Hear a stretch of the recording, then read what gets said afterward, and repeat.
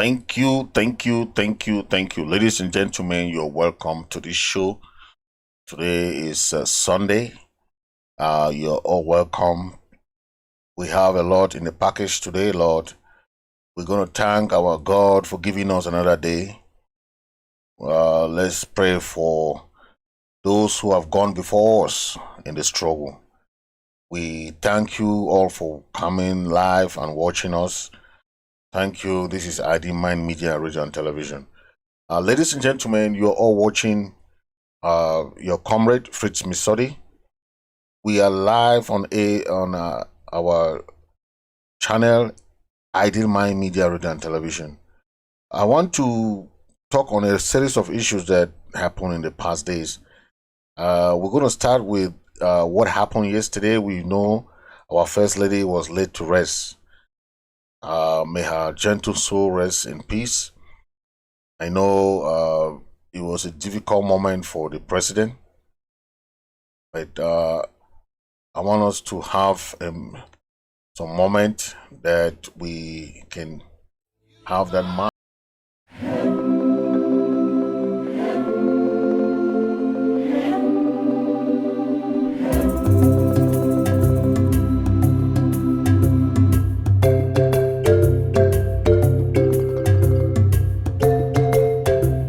A moment of silence with the president's wife, who was laid to rest yesterday.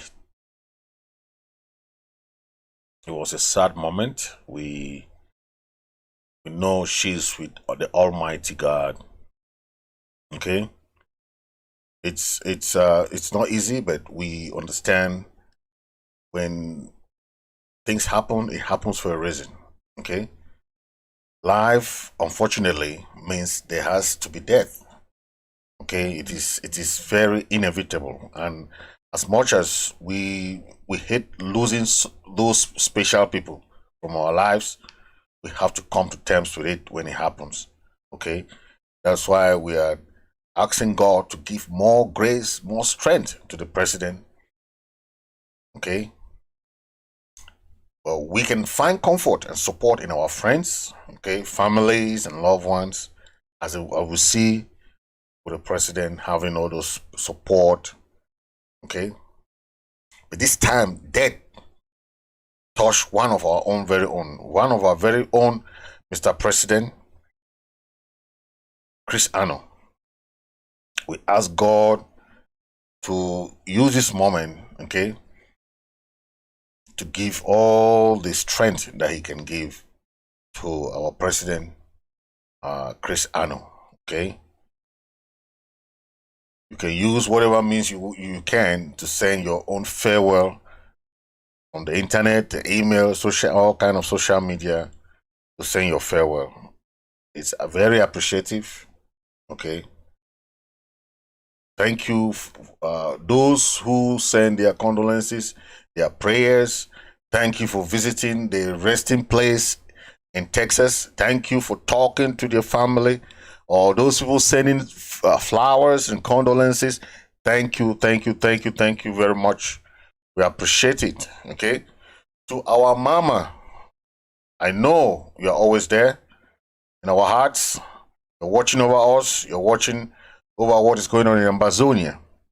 Okay, we miss you so much. We will meet again. Okay, of that I'm sure. You were too well loved to ever be forgotten.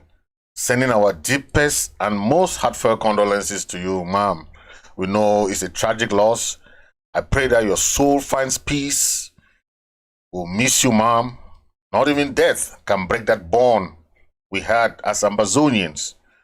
You were so most amazing person standing strong beside our president. We appreciate that. We'll never forget you for that, because you deliver us someone who is resilient, someone who is courageous, in the name of President Chris Anu. Thank you, ma'am. We'll never forget you. Thank you for the support you gave to President Chris Anu. Thank you, and we know how dedicated you were in the struggle. Well, we appreciate your time. We appreciate everything that all your effort you put in the struggle. May your soul rest in perfect peace. Ladies and gentlemen, I want us to see what is going on here, where you have that support that was given to the president. And you saw people coming from all walks of life to support the president at this very, very difficult moment. Okay. Our mom was put to rest. She endured all the difficult moment. But that's how life is. Okay.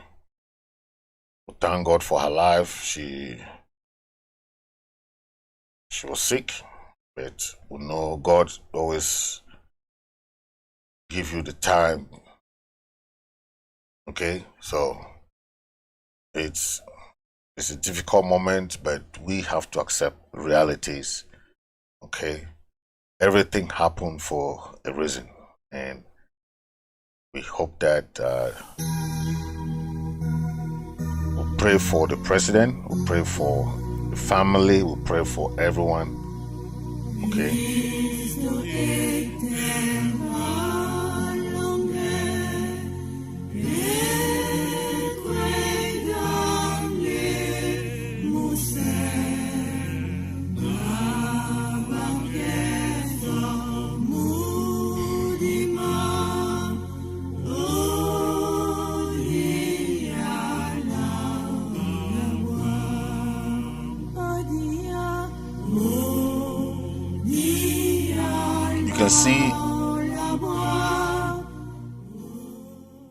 You can see the chairman of the Restoration Council.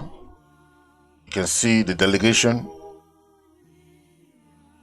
The delegation was there. The delegation from the interim government. The delegation from other departments.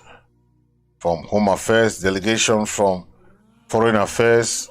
All of them were there to commemorate with the president. So we thank God for giving the strength to the president. You can see the president sitting right in front. And you see the state burial. This is what we call state burial for our First Lady, because you see all the state of, that is the Chairman Elvis Cometa of the Restoration Council. Next to the chairman, you can see the Secretary of Defense. Yes, right, Reverend Asong, right beside. You can see the Ambazonian flag. You can see the Ambazonian flag right on every nooks and crannies of the event center. So we are saying that Ambazonia mom has gone for a reason. Mom has gone for a reason. She was sick all this while, but God want her to go before us and pave the way for us. We are so excited that God knows what He does. In everything He said we should give thanks. But this time around, our mom left us so abruptly. Yes.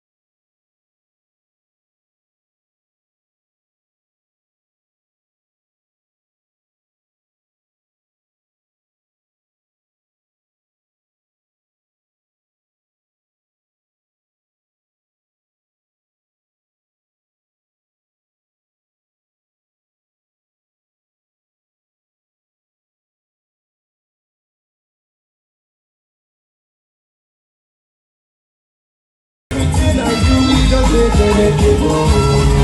just want to say, I'm living large, I get them just for my get. Thank you for that brief that you saw. It's about the commemoration of the president's wife. We saw the jubilation of farewell, and okay. I want us to talk about the exclusive of how they plotted against the president who went to Nigeria during the 1st of October celebration. Okay? While he was in Calabar, at least one Amba refugee leader was picked up during this ceremony. And they said most of them had been, they ran away. They were being searched by the police authorities. Elias, the one we got for the arrested Ambazonian, it was called Elias. And we heard that on Sunday night after dropping off Secretary Chris and President Chris and his team at a local hotel in Calabar. We gathered that upon the return home that day, Nigerian police had taken up positions around where he lives, okay, and they took him into custody. He will then be used to lead the police for a manhunt for President Chris and team, as a flying boat was already waiting in the creeks of Calabar to swiftly ferry President Anu into Cameroon. So this was a stage issue that was already ready. There was a flying boat ready to just whisk the president to Cameroon. Elias was a target because informants had informed Cameroon authorities in Calabar of the presence of President Chris and team in town, being driven about by Elias in a red Toyota car. The Nigerian police went for Elias. Okay, that's what happened. So this is what happened in Calabar. The Nigerian police went and was looking for Elias, hoping he will be apprehended or that he would disclose in the lodging or where the president and his team were lodging. But unfortunately, it was already too late for the hangman. President Chris and others had left town already that day that the police came looking for them. So this is what happened in Calabar. Okay, people never knew the stress the president went through in Nigeria. Instead, they were bringing all kind of conspiracy theory innuendos about his visit. Okay. But expressing this frustration that President Anu was nowhere to be traced, the Nigerian police, now they start focusing on finding which other Amba refugee, the Ambazonian refugee leaders participated in the meeting and the food rally with President Chris Anu. They never discovered that President Chris Anu had already had an idea of the arrest and left. Okay? But again, they fail in that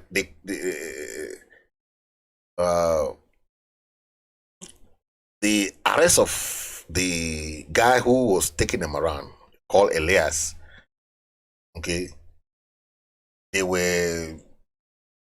couldn't arrest any of them because they got news that the police were looking for most of the leaders. Okay.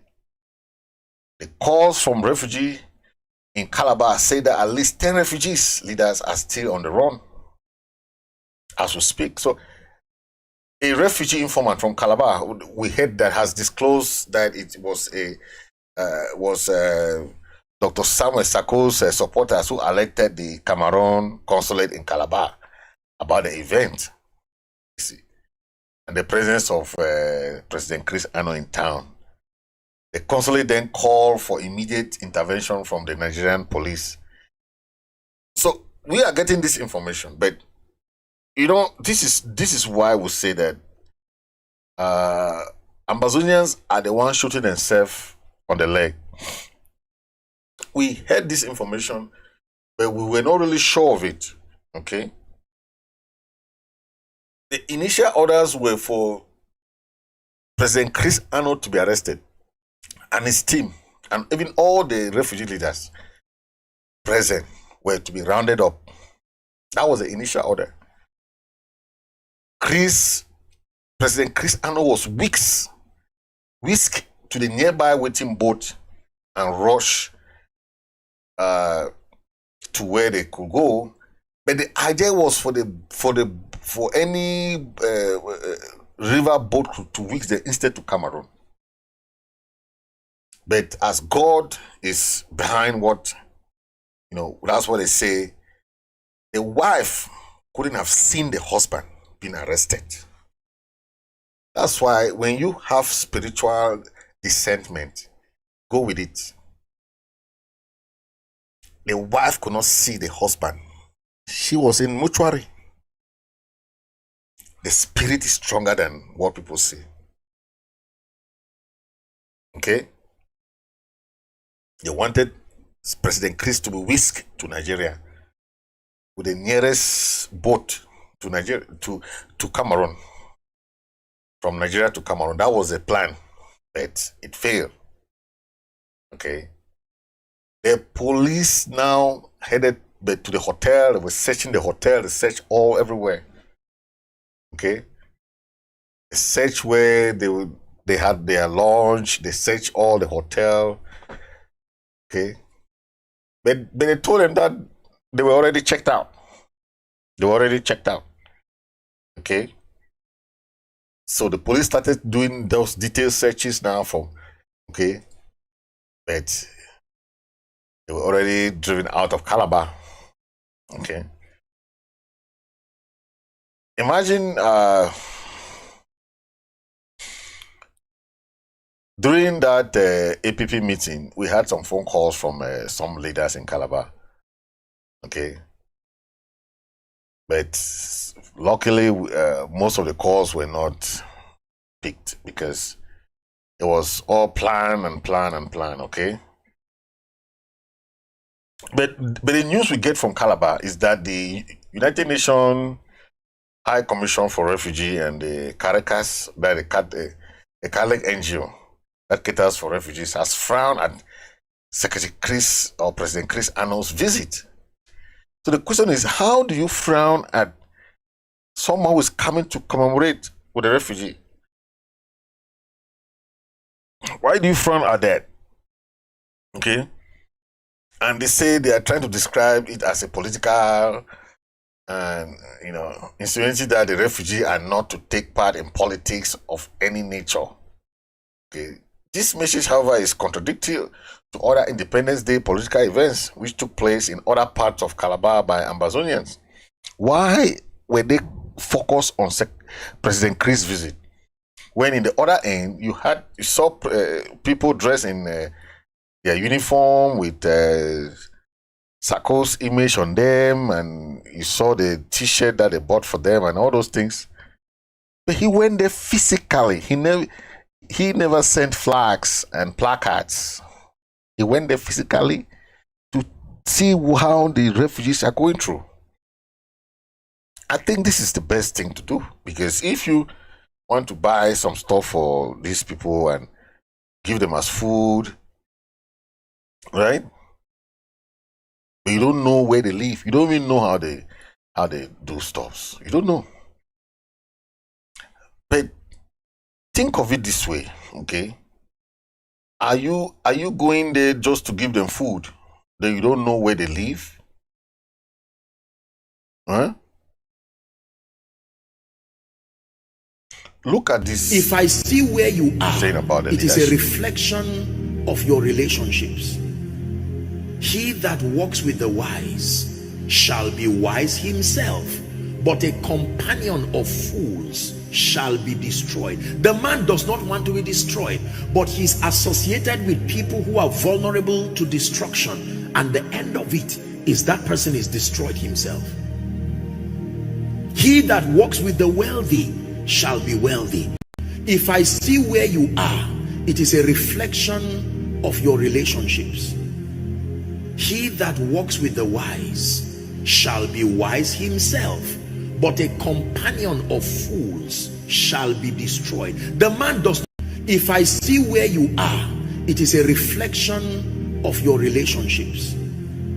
He that walks with the wise shall be wise himself, but a companion of fools shall be destroyed. The man does not want to be destroyed, but I hope you get it. Leadership is something that you get from other people. Leadership is something that your surrounding matters a lot when it comes to leadership.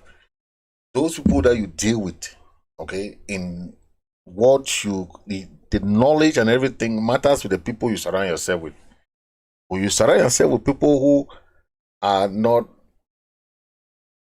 privy to information that you want, then you will not get any information.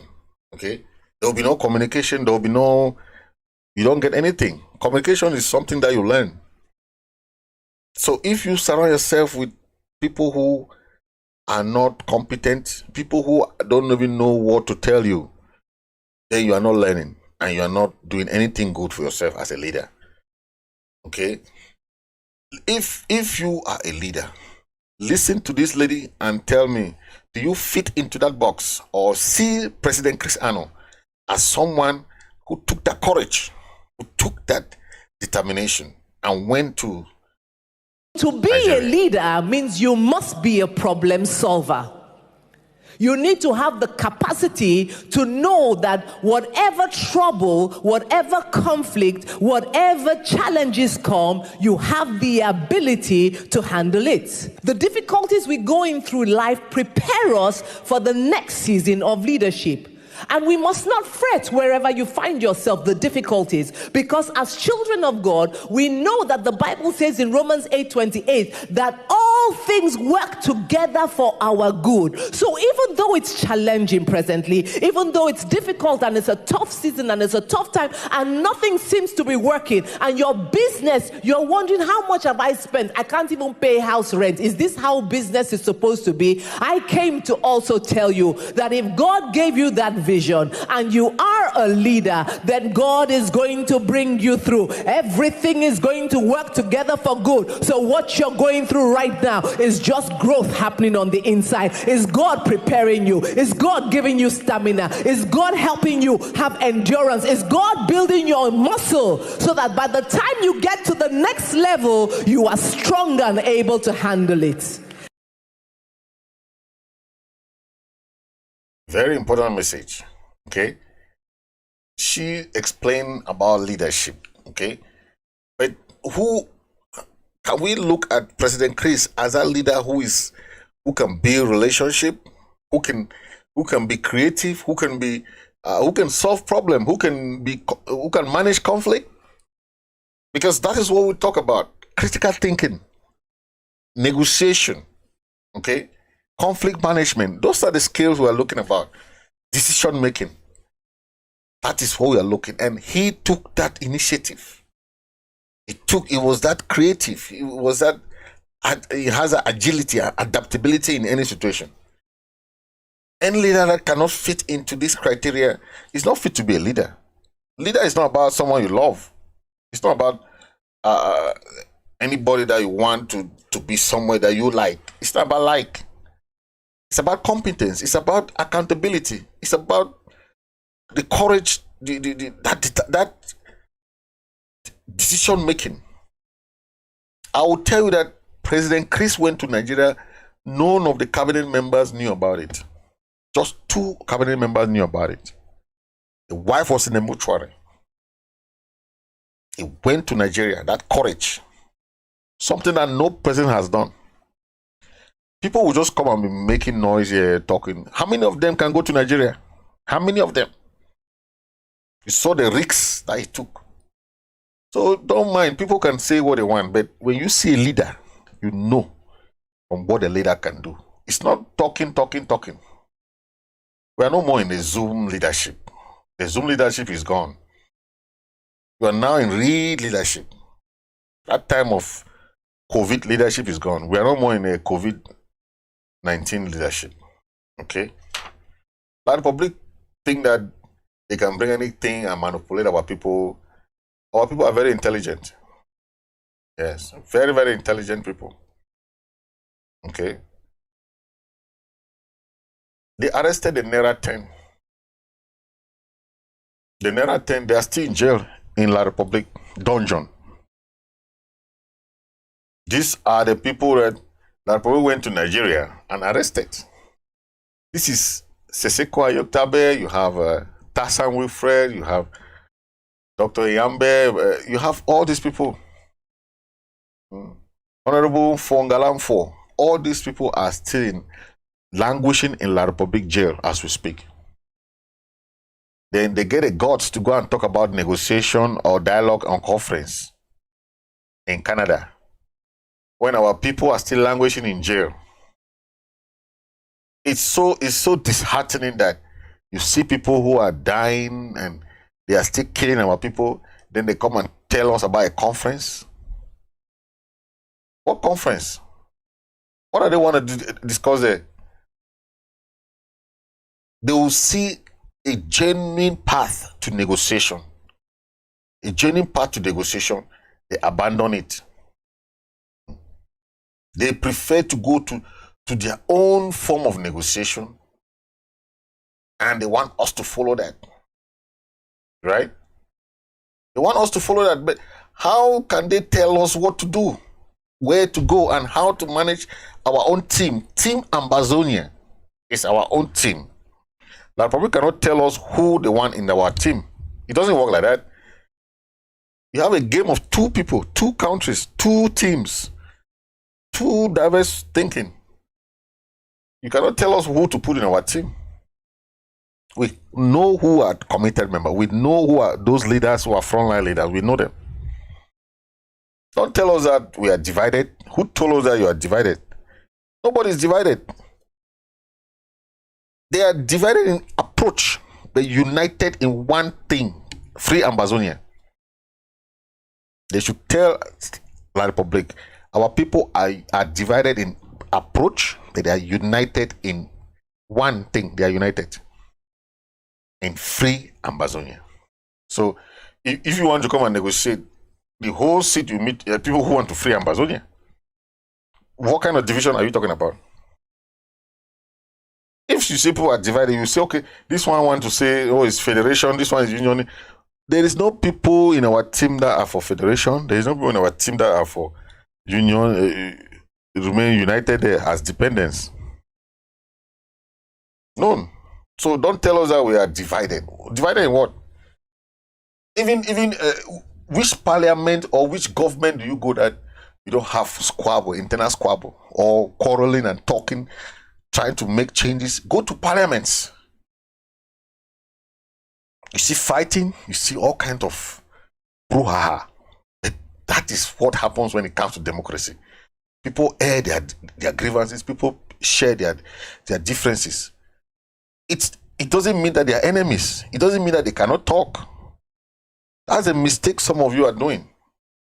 When the leaders are trying to give their own approaches, follow their own direction of doing things, it doesn't mean that they are divided. That's how democracy works. All the revolutions, all this war of independence, that's how it was. It wasn't a smooth ride. It wasn't. Don't tell us that we are divided. Which fight or which revolution have you seen, struggle for independence, that there was no division? Even apartheid. Mandela was part of the youth wing of the ANC. He wasn't even part of the senior wing. Yeah. This generation are part of the younger wing of NCNC. This 2016 generation, they were not part of NCNC. The NCNC started fighting long ago, in the 1990s. So don't tell us that it's infighting or whatever. People, the generation change and the mentality change, the way of approach change. Okay, there might be conflict between the old and the new, conflict between the young and the old. or conflict between approach, manners of approach. But that has nothing to do with if Ambazonians want their independence or not. It has nothing to do with that. So don't go to negotiation and say that they are divided. Who is divided? Ask 100 Ambazonians today. 100 will tell you that they want to leave. Ask, we are 8 million Ambazonians. 8 million Ambazonians. Don't tell us that we are divided. We're divided of what? People are arguing on their democratic. That's how it is. Even in America, there's argument during election.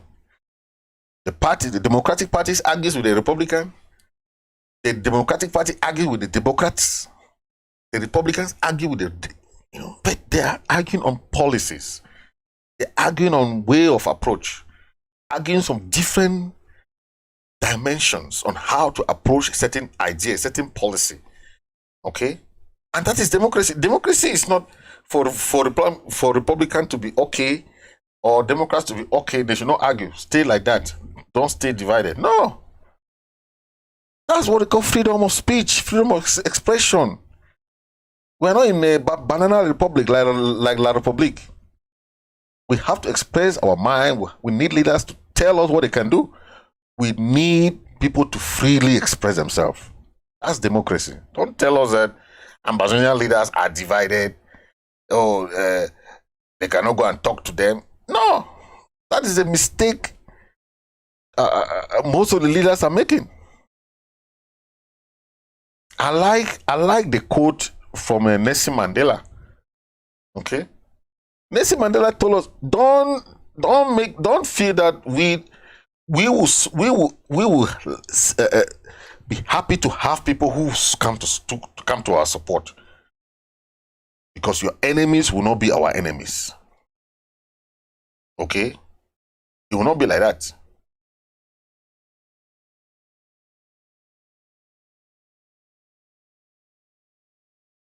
So let's take a listen to what Mandela said in America during an interview. You listen very attentively and tell me if he was wrong. But he's right, because he's telling you your enemy cannot be my enemy. Okay?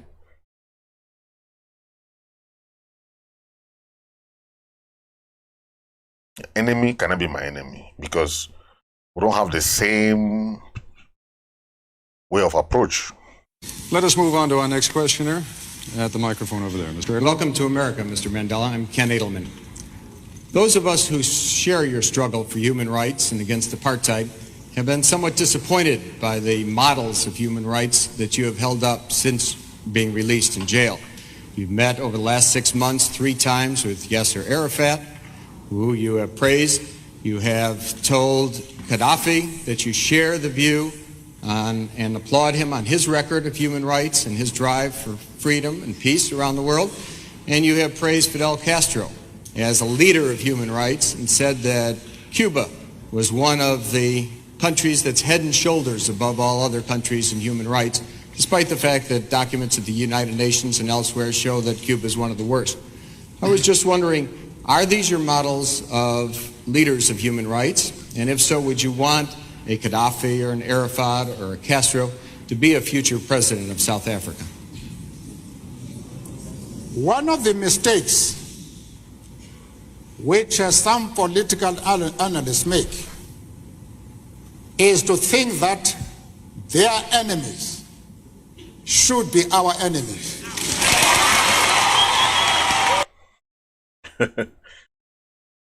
So, one of the mistake, that's what Mandela is saying, one of the mistakes some of these politicians are making is to think that your enemy should be our enemy. Mandela is saying this because during apartheid, a lot of countries were saying, no, you should not talk to this country, you should not talk to this country, you should not talk to this country. But he made it clear that their enemies cannot be our enemies. Ambazonia is ready to welcome any country that will support us during this period of crisis. We are ready to welcome them. We don't care whether you are enemy of who, whether you are, it doesn't matter to us, because we want to win our full-fledged independence. We are not there to be looking for enemies and friends and all those things. No. Listen to Nelson Mandela again. Let me continue there.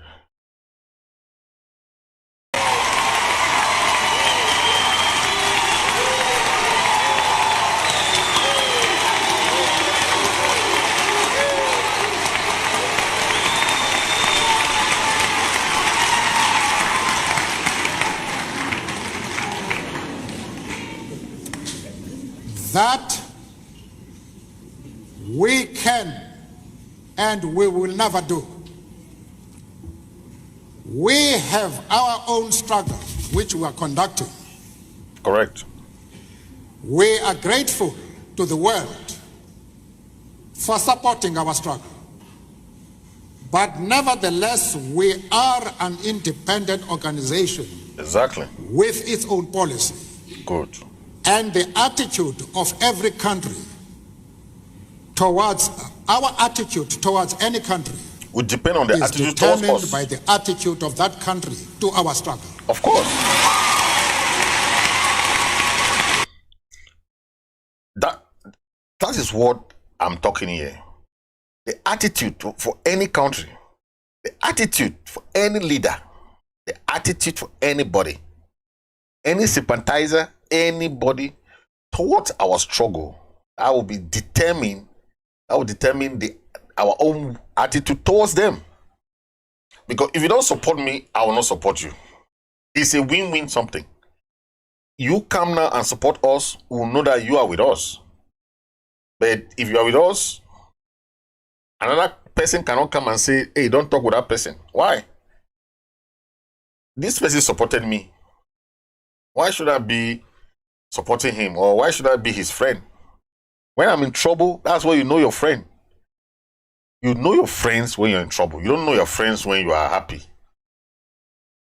When you're in trouble, try to look for your friends. You know the real friends. Those people who can support you when you're in their difficult moments. Those are the friends you call friends.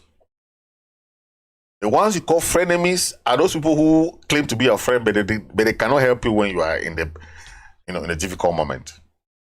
Frenemies. They want to see you fall. They want to see you collapse in your times of difficulty. But I'm saying this because listen to what Mandela said finally.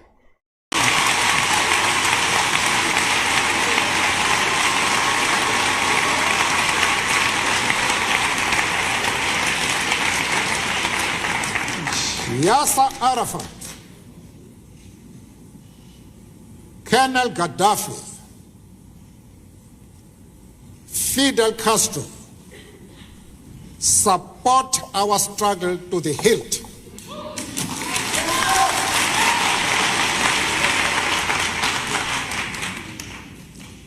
There is no reason whatsoever why we should have any hesitation about hailing their commitment to human rights as they are being demanded in South Africa.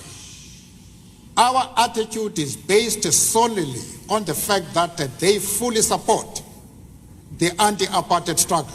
Perfect. They do not support it only in rhetoric. They are placing resources at our disposal for us to win the struggle. I think we are all in the same page here now. They are not supporting only in rhetoric. They are supporting with real facts, real materials. That's what we're talking about here.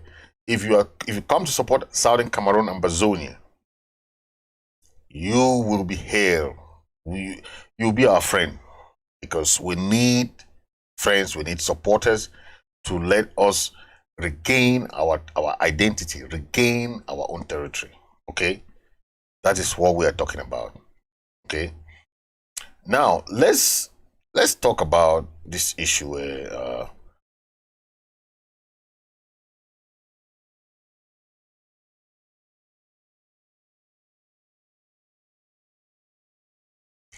this Federalist Simon Munzu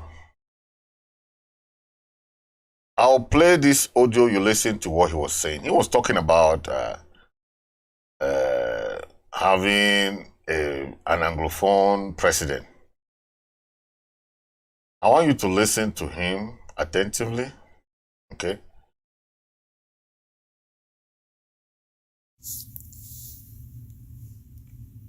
Recently, some opinion leaders floated the idea that the next president of Cameroon should be an Anglophone.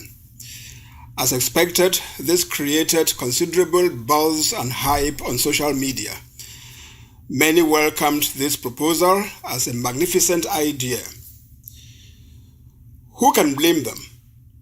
In over 60 years since Anglophone Cameroon and Francophone Cameroon united, no Anglophone has been the president of this country, reinforcing the sentiment that Anglophones are marginalized, dominated, assimilated, and treated as second-class citizens in what is supposed to be their country. For that first line, I want to agree with Dr. Samuel Munzu in that one, that we were marginalized in that aspect because of the system that was put in place by the federal system. It was going to be an equal kind of leadership, okay, of two countries sharing the leadership. It was not supposed to be one president forever. Aijo had 22 years in office. Biya is now 40-something years in office. It wasn't supposed to be like that. There was supposed to be power sharing. If you see Canada today, Justin Trudeau, the prime minister now, is from Quebec. He's a Quebecer. That is how they are trying to do, so that they let the other side of it, the minority, to lead. Because if it's only a true election, Frundi won the election. But once you are the minority, it's very difficult for you to win in that atmosphere of fraud, election irregularities. It's very difficult for you to win in that atmosphere. So Frundi could not win because he won, but the decision will come from who? From the majority. And that's what happened. Okay? That's what we are looking at, and we are looking at all these things because it adds up to what we are trying to say, right? Let's continue listening to Simon Munzu. His own idea about this thing is going towards favoring the La Republique Constitution, which is really, really sickening. Listen to what he's saying. However, this proposal appears emotive and unlikely to withstand the rigor of uncomplacent analysis. Its practicality is doubtful because it's weird to expect Francophones to step back as a matter of course and leave the race for president of Cameroon to Anglophones alone at any time. So I don't understand his idea here. If at all Ambazonians are even interested for anything Anglophone presidency, because we are not interested in that. But if at all we are interested, so Dr. Simon Munzu is saying that we cannot even have that, even in the form of a federal system. But this is a federalist, and if you as a federalist cannot even favor, so why should we be federating with people who cannot even say, okay, power sharing something? If they want to tell us the example of Canada is then they share power. Of course, Justin Trudeau, if it's only election, Justin Trudeau will never be Prime Minister of Canada because he's coming from Quebec. Quebec is a minority part with 20%. Even though they have autonomous system, but they made it such a way that all the embassies, because Quebec is a French-speaking area and as a minority, look at what they do in Canada. All the French-speaking countries in the world, the Quebec people are the one occupying those embassies because they are French-speaking, they are Francophonie. All the English-speaking embassies are being occupied by the English side of Canada. Okay, So that's what we are saying. If at all, Mr. Simon Munzu is saying he's a federalist, but he's saying that it's still inconceivable for us to think that an Anglophone can be president, even in the system of federal system. So what is the essence of federation? If he is preaching federation, but he is saying that it is very unlikely for an Anglophone to even be a president, even in federation, in a federal system. So what is the essence of federation if you don't even see us having some kind of sharing, power sharing something? Because I think in federal system, they try to give room for each area to lead, so that there's that kind of harmony in okay, and of course accountability. But if he's saying, let's listen, because I don't understand what he's trying to say, but I want to understand what he's trying to dive to, because he's saying it's not feasible for an Anglophone to be a president. Then so there's no need. Let's listen what he's trying to say. Because of Cameroon's existing constitution and electoral law, giving effect to the call for the next president of this country to be an Anglophone could prove undemocratic. Wait, the federal constitution that was manipulated by Ahijo and also transformed by Biya, he's saying that the constitution does not allow an Anglophone to be a president? I don't know. This man I don't know the kind of thinking this man is saying. Because if you look at the constitution, it's supposed to be on equal status. There is nothing like special status in the federal constitution. Nothing. You cannot just come and say federal status. What was the special status? Okay. The constitution is what people are looking at. But if the federal constitution was abrogated and was manipulated by Ahijo, Biya came and changed the constitution, changed it from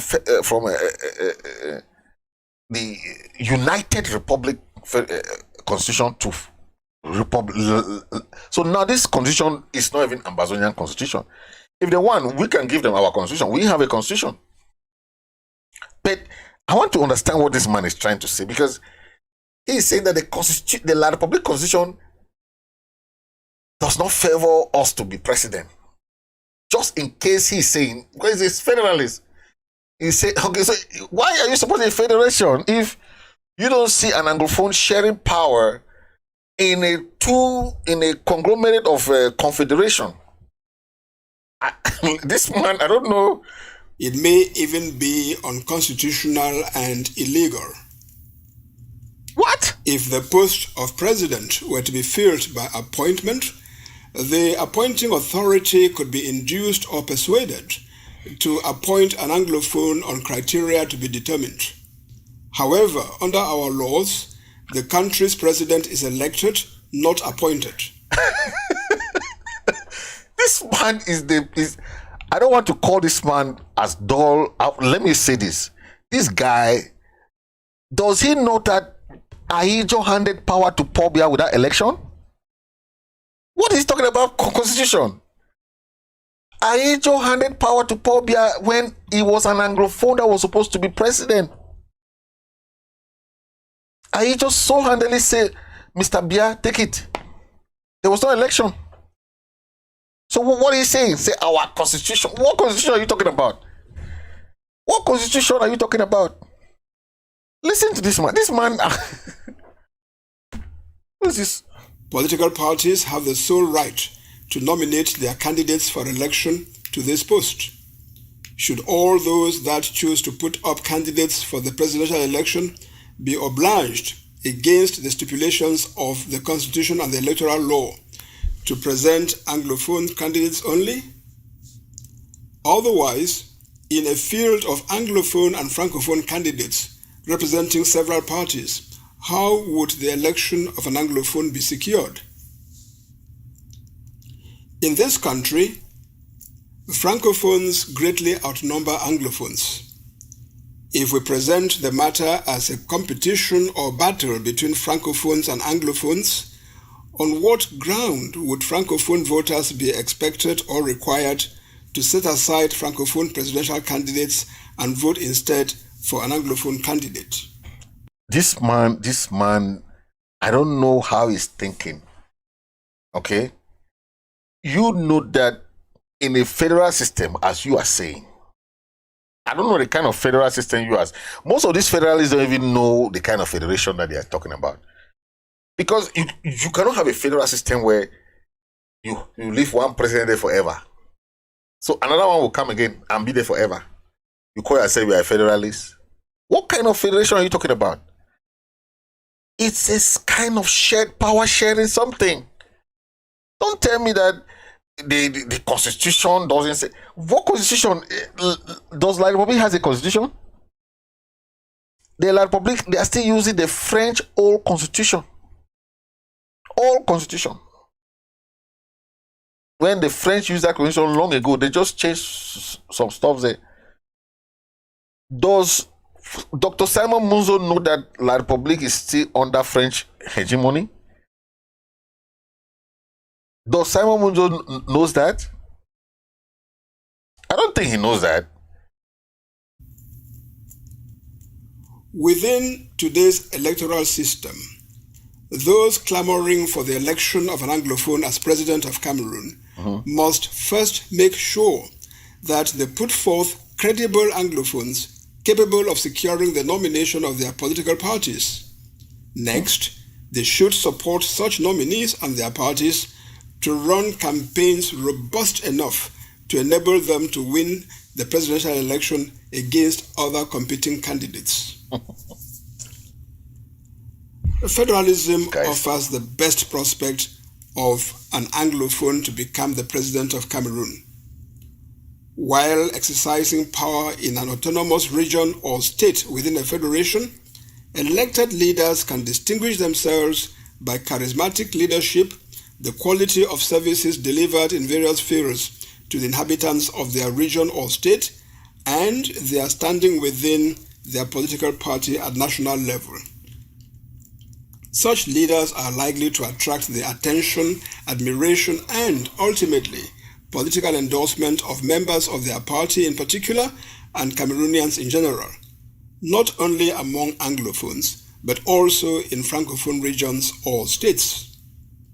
A credible Anglophone president could thus emerge consistent with the rules of democracy, including those that allow political parties the freedom to nominate anyone as their candidate for election as president of Cameroon. If we set aside sentiment and emotion, what purpose is an Anglophone president meant to serve anyway? While in office, should they be expected to promote Anglophone interests in particular? For how long? Would it be for a presidential term of office which today's constitution has fixed at 7 years? If so, what should happen at the end of the first 7-year term? Should the incumbent be re-elected automatically? Or should any other person elected for the next 7-year term also be an Anglophone? Otherwise, what tangible benefits can an Anglophone president bring to Anglophone Cameroonians and their territory in only 7 years? This man, I don't know.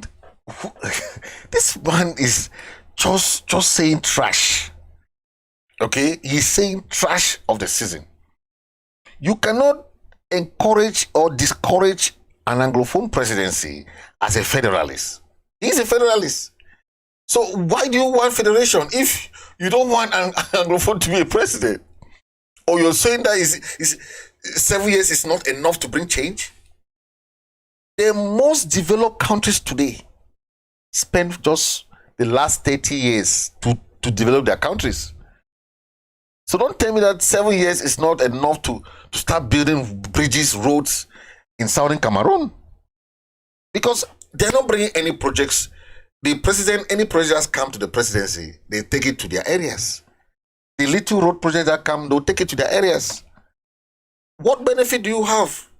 You are Simon Munzu, you are there in the CPDN government. What do you benefit to your people? For the next 30 years, what will you make it? What change will you bring now to your people? Staying there in Yaoundé.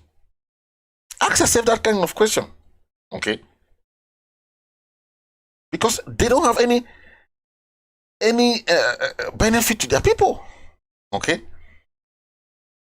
All these federalists.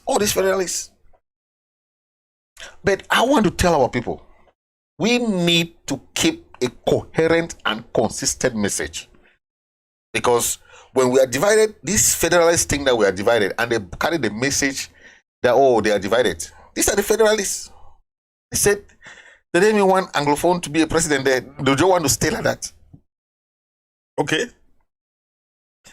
Okay, let's take for example, our independence was rejected because the British and the French government said that we were not economically viable. That was a big lie. It was a big lie. We had resources. Even today we have resources. How do you say we produce more than how many percent of the La Republique resources today? Then you say we are not economically viable? Then this guy is saying that what can an Anglophone do as a president in that country? When all the stakeholders are coming to Yaoundé, the end in Yaoundé, they don't even know where Southern Cameroon is. They know that Southern Cameroon is just a small 2 provinces in La Republique. So they don't even visit it. Okay? Federation is something that is free for the people to administer themselves. I think Dr. Samuel Munzu should go and look for the definition of a federation. Federation means the people are free to administer themselves and see what is good for themselves. They elect their governors, they elect their mayors, they elect their officials, and see what can be good for themselves.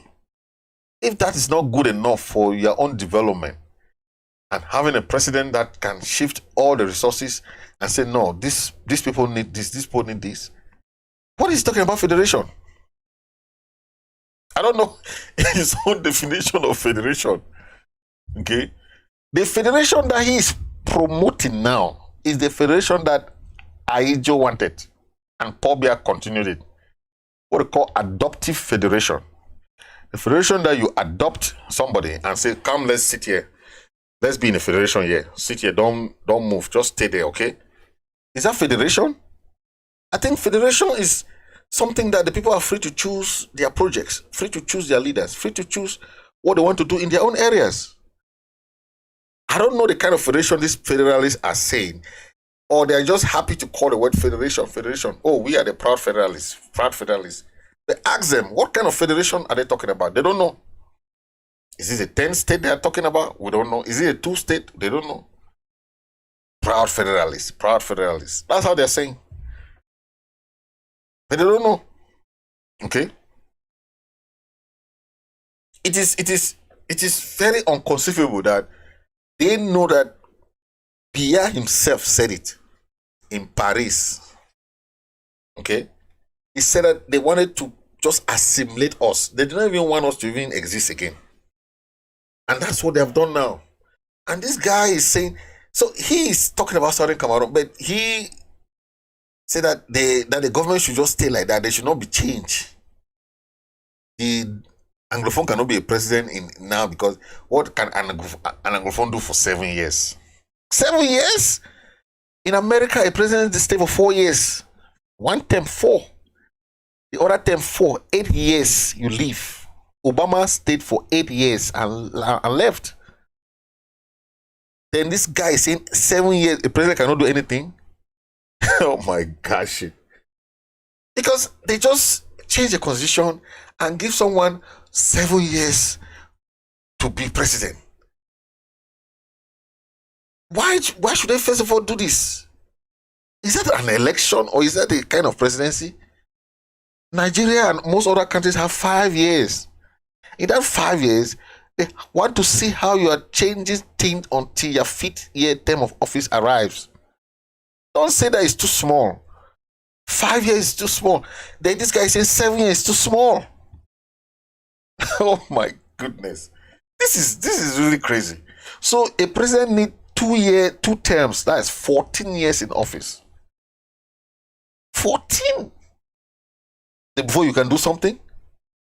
When in America you have 4 years, first term 4. If you don't do something in that 4 years, you are kicked out.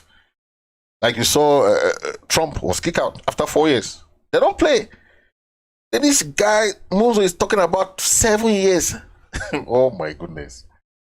This guy, I need to talk to this guy one-on-one because I don't know how he thinks about his own. You know that your country is still under colonization. Your own people are still under colonization. There was a premature decolonization. You can help to see that all the aspects of decolonization are still under compromise. You can't help your people to come out from that. You want them to stay under colonization, and that they don't even have to be even president. You should just stay there and just watch what they are doing. Because the Francophones are majority, Anglophones cannot come and be president in a majority country. Then you were going to Canada to do what, Dr. Munzu? You went to Canada to go and learn Canadian system, right? So you don't know that in Canada, the minority guy there is from Quebec. The President Trudeau is from Canada, is from Quebec. He's a president because of power sharing. If it's only because of majority, President Trudeau will never be president in Canada. But that's what we're talking about. And Munzu is talking about federation. What kind of federation are you talking about? He doesn't even know the kind of federation. Okay? You know that La Republique is the oppressor. You are supporting the oppressor. Okay? You don't even know what kind of regime you are supporting. This guy is a clown. Okay? We remember our Mancho BBC. Coffin Revolution. Today we therefore lay to rest one of we again. These are people who fought. Last evening, I was speaking roundabout for one of the brother where they bring her from Kumba. They go lay for rest to Batable. From here to our reach there, we talk with the family. So as I talked yesterday, make the family make sure that they do we one favor. Una keep every record about it. Una keep from the pictures, the videos, the hospital record, mortuary receipt. Because as I don't talk, even when we go La Republique will still pay. They will pay for all these damages and they will pay seriously. So una keep all the records. Even if the minister will take them go international court, then go pay for all these damages. I know it take una time plenty, but I will tell una say from the day we will start the coffee revolution, for city chemists, me and my brother for here, Akuma, it never be easy for us side. We need to sleep for us. Sunday would even notice I say daybreak, night that will never chop. Even me at the talk now, una don't see picture the way bullet and they with my own skin. Una have a year have a food market with the protest, policeman move gun shoot me directly. Even no say don't kill me. He's surprised, he say I still run. They follow me inside water for food market, me and the 4 day. I still come inside the water, go, ye remain there. So they fight, no, but fight, but they give up. I don't talk, so we don't try the French people. They ask, why? When a very bad woman. That is the almighty Mancho BBC. A coffin revolution. Those are the people who started this 2016 revolution. But they are there languages in jail. People are there making telling us about federation. Can Simon Munzu tell us his own form of federation he's talking about? Or they just preach federation and they don't even know what format can they say, okay, let's do this format of federation that he's talking about.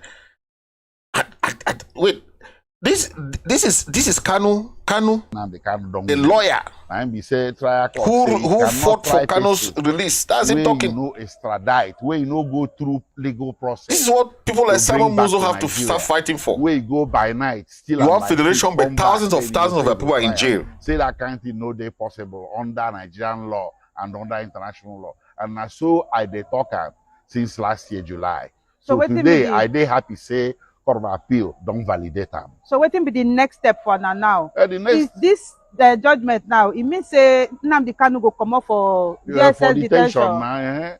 So the judgment now, the process we say we'll go get the certified copy of the judgment, we go serve the DSS, and then from there I ain't go home.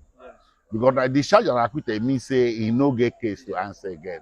So there won't be any trial. Remember last July, I granted an interview to BBC where I said that there is going to be trial within trial and that Nnamdi Kanu will not undergo any trial. I made that prediction far back as July 2021, and today I am vindicated. What if government now won't go higher court? Well, if they go want now, maybe now they are right. If they want go higher court, maybe Supreme Court. But you know, we say the moment we go higher court, the thing where the lower court don't nullify. You know, they like that. Is there one thing record to add? Okay, you do well as if follow stock. That was a lead lawyer that fought for the release of Kanu. Okay, Nnamdi Kanu, that was a Biafran leader. This is the jubilation that went there.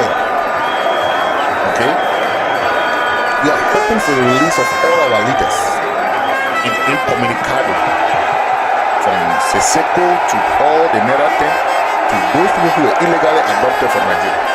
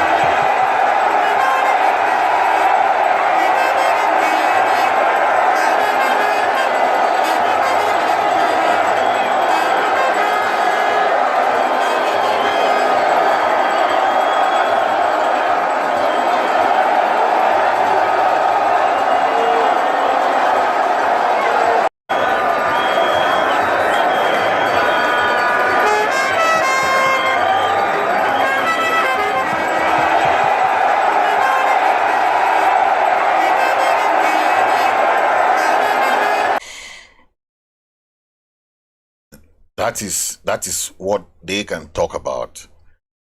These federalists, they have nothing to offer, okay? Have nothing to offer. This is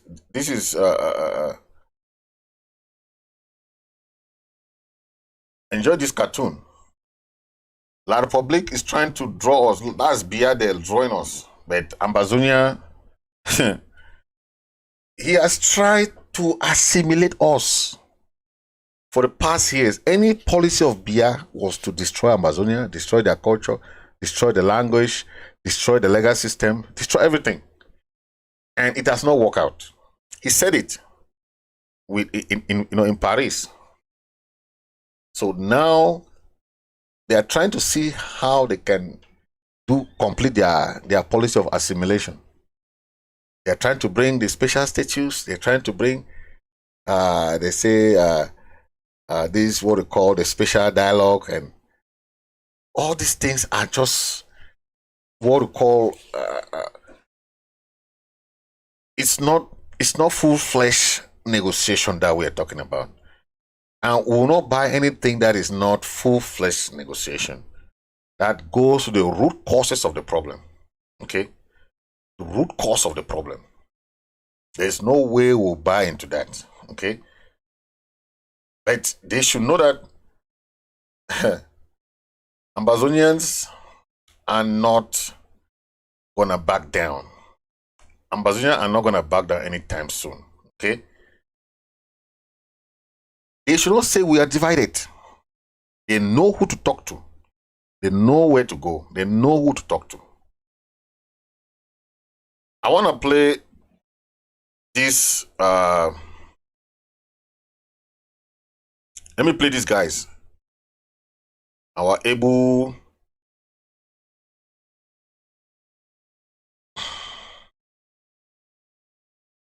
Well, let me play this. Excuse me for a minute. I'm looking for this thing. Okay. These are our guys. These are the people you think that they will just listen to this Munzu and their craziness. Look at them. That's 1st of October. These Munzu guys and these Federalists just think that these guys are doing this to go and just forget about the struggle and go and sit in their own day. This guy should be to start thinking of their mindset, the kind of mindset that they have. These are our guys. The ARFs, they are not marching for a joke. They are ready to take back what belongs to them. Self-defense is a right. And you know what Honorable Wiba said? If injustice, he said it, they did not understand what that means. If injustice becomes a law, self-defense becomes a duty to all Ambazonians. I hope that those two sentences make sense to you guys, because what you have to know, this is a duty to all Ambazonians. We should stop the blame game, okay? La Republique know who to talk to. They know. Let me play the Pastor Ambe. Pastor Ambe is a very renowned political analyst. He's a pastor, but he knows a lot about politics. Let me play him. You listen to what he said, okay? Yeah, we are theorizing in the studio here, Apostle Ambe Valentine Gwa, about who should qualify to be in an inclusive dialogue, but we do not know whether all the parties would appreciate the involvement because Ambazonian takeover. The Anglophone crisis started before 2016, which was a worry of teachers and lawyers. These teachers and lawyers had their worries which they presented to the government. And after presenting this thing, I could hear clearly within that period, Professor Bob Harmony said, it's either they give us a federal system or outright separation, which means two categories of persons were represented there. They were the federalists and the secessionists. After that, it came now to the Ambazonian people where they wanted the outright separation, where a government was formed. Remember that there was no government that was formed when they were demanding for federation. Now, political parties in the country have been demanding for federation since. Frundi, since the 90s, have preached federalism till date. Other political parties have come up, they have preached federalism. Federalism, I don't think, is even one of the problems. Federalists are taking advantage of the situation right now because federalism was a political idea that came since before the Anglophone crisis. Yeah, the SDF has always preached federalism. So federalism is not even an issue. The issue here are the secessionists. Those are first and foremost the persons that, if I say, we still have crisis today because the I want to make us understand this. He's making us understand because La Republique always say that, oh, they don't know who to talk to. They don't know this.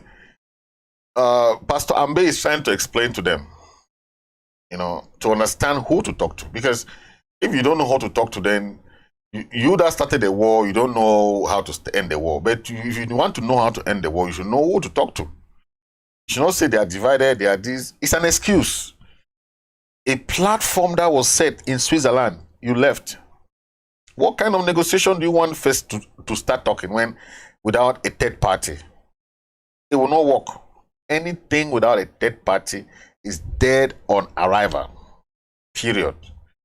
Don't waste your time in those things. Canada, Grand National Dialogue, special status, all those things are nonsense.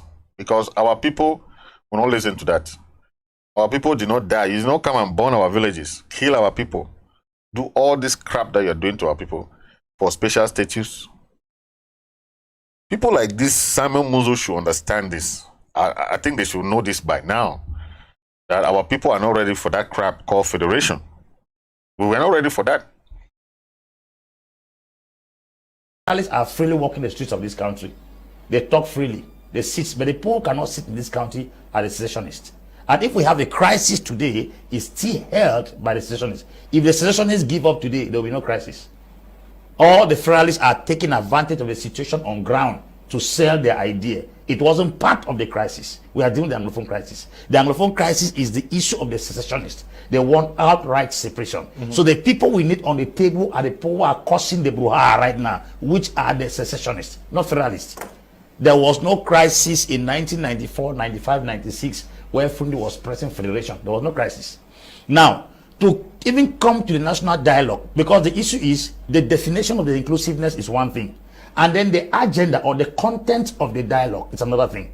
What they went there to discuss was up. Thank you, our Pastor Ambe. Thank you for that enlightenment, because so these guys don't know much about negotiation. They don't know much about that. Okay, they have to go and learn what is negotiation, because La Republique has not followed any normal trend when it comes to negotiation. We are going to that negotiation. Any negotiation that we have to be fully engaged should have the normal principle of a negotiation. We'll not go into anything that is short of what is a negotiation. Okay?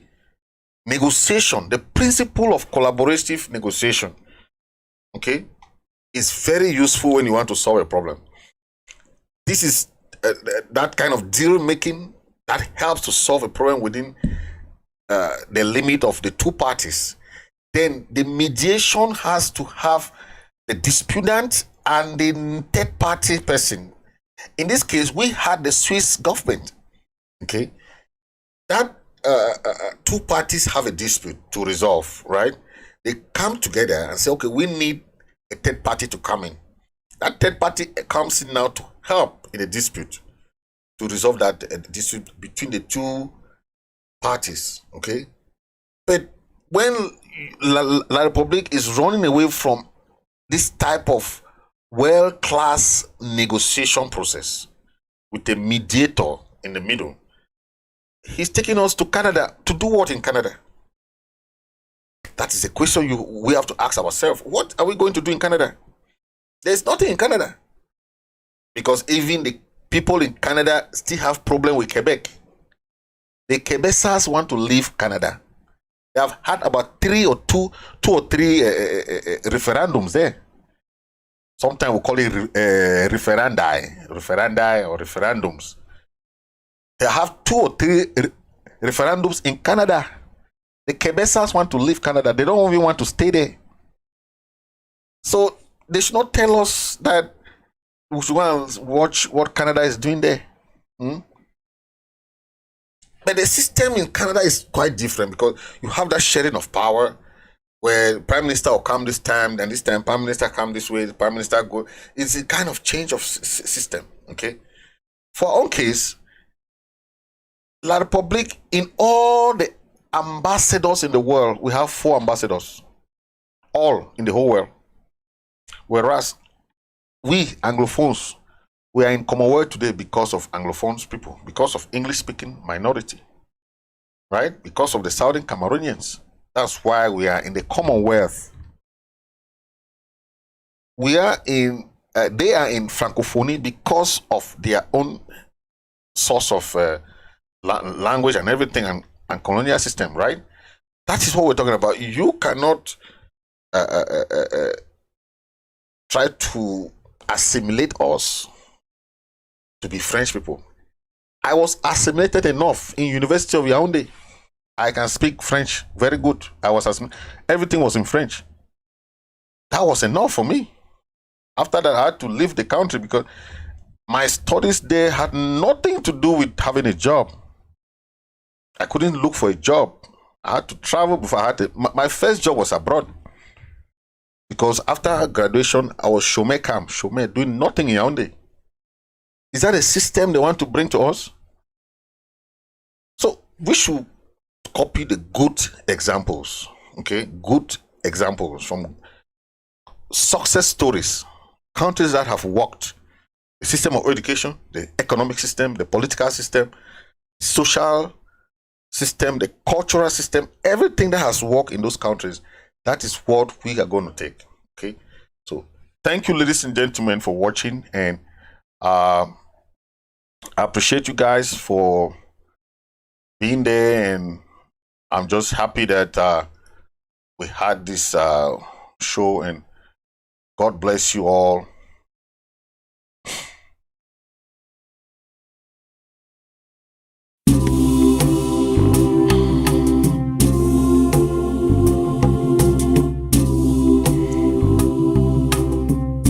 Thank you all for watching, and we'll see you in the next episode. Okay, thank you, and thank you for being there. Please, if you're watching on Facebook, you hit the share button. If you're watching on YouTube, please don't forget to hit the subscribe button for more updates, and hit the subscribe button and the notification so that when I'm live, you just get all the alerts from your phone.